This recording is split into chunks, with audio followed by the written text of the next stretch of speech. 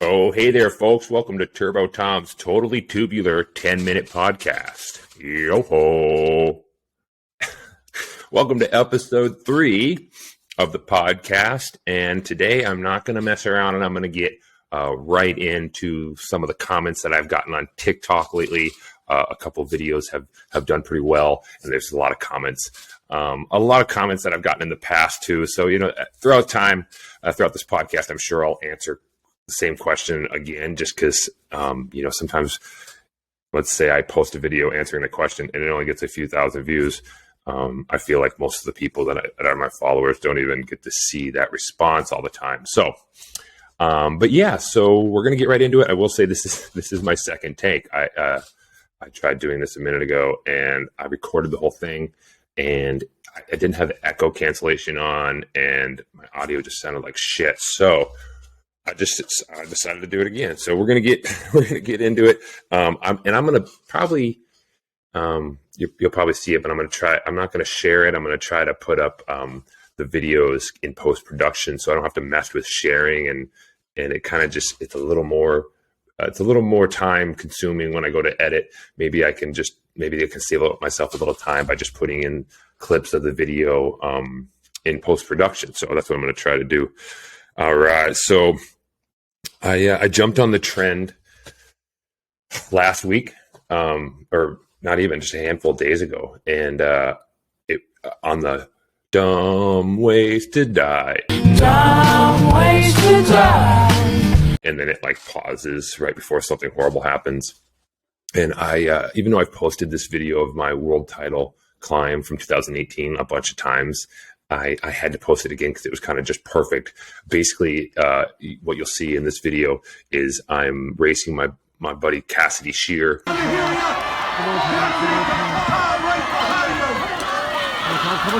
And I slip a few times. I'm behind by a throw to the top of the pole, so I send it really big, and I put in 2 gaps, and then I end up turning to my hip and finishing the climb on my hip by putting a couple gaps in underneath my leg. But I am hauling balls by the last 30 feet of that tree. I am moving, and it just looks insane. And if people don't understand the sport, some people literally thought I died. So, and I literally beat Cass by couple tenths of a second, which is pretty cool because he, up into that point, has beaten me for 14 years. I mean, I never beat Cass. And I mean, when I first started, I was 16 and he was already one of the top speed climbers. But we do a true 60-foot climb in the show. And again, I trained for 2 weeks and was thrown into shows. So he would give me a head start to the 45-foot line. He would stay on the ground until I hit the 45-foot line, and then he would start going and still beat me. So pretty sweet moment when you finally get to beat someone that's been destroying you for, at that point, it was 14 years. So, all right. Okay, cool. I already took up a third of the podcast. Cool. I didn't even answer questions yet. All right, here we go. Let's see. Starting off, a pretty standard question I get for speed climbing. How do you not get hurt falling 90 feet even with mats? So what people don't realize is what we're doing while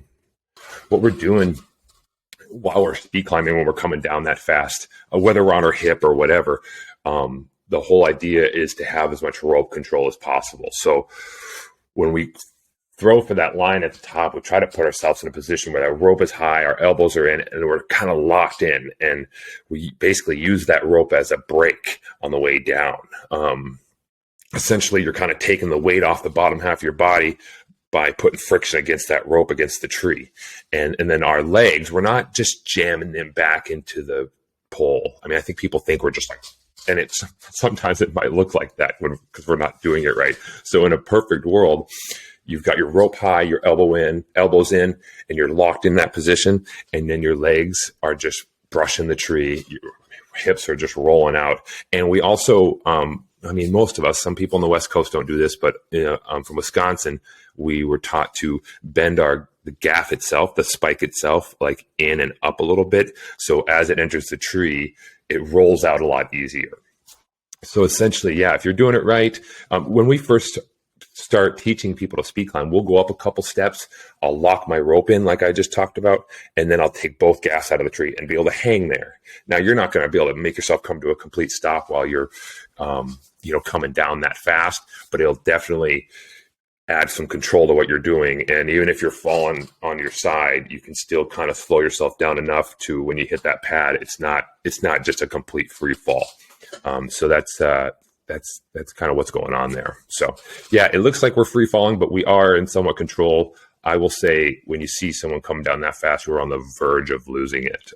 But yeah, I actually did not get hurt at all in that climb. I was perfectly fine. So, all right, moving on to the next question here.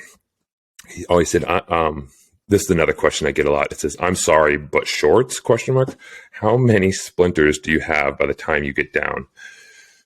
So basically, the plan was not to hip slide. I've mentioned that before. It's kind of something that I just ended up falling into that year because I couldn't get my body to kind of stay square, and I kind of just let it happen.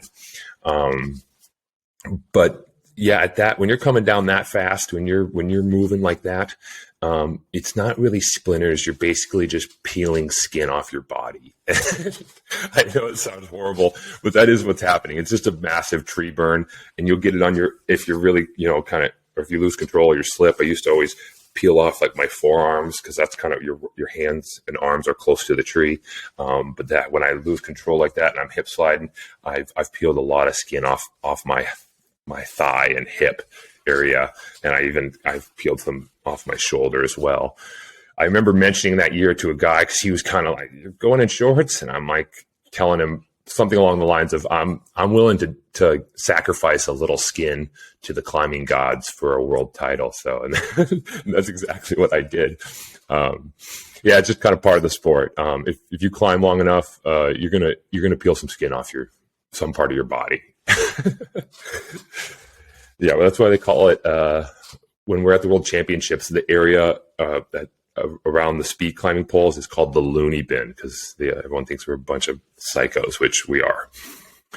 All right, so yes, I know. Okay, so this last question comes from a different video, and it's a video basically kind of something I've done throughout my time on TikTok is kind of reuse some old videos, but basically it's like TikTok's my place to experiment on like what camera angles and what videos go viral, like what differences does it make editing it this way versus this way. So it's a video from it's a two-board springboard from I think 2021 Johnny Appleseed, and it wasn't a great chop.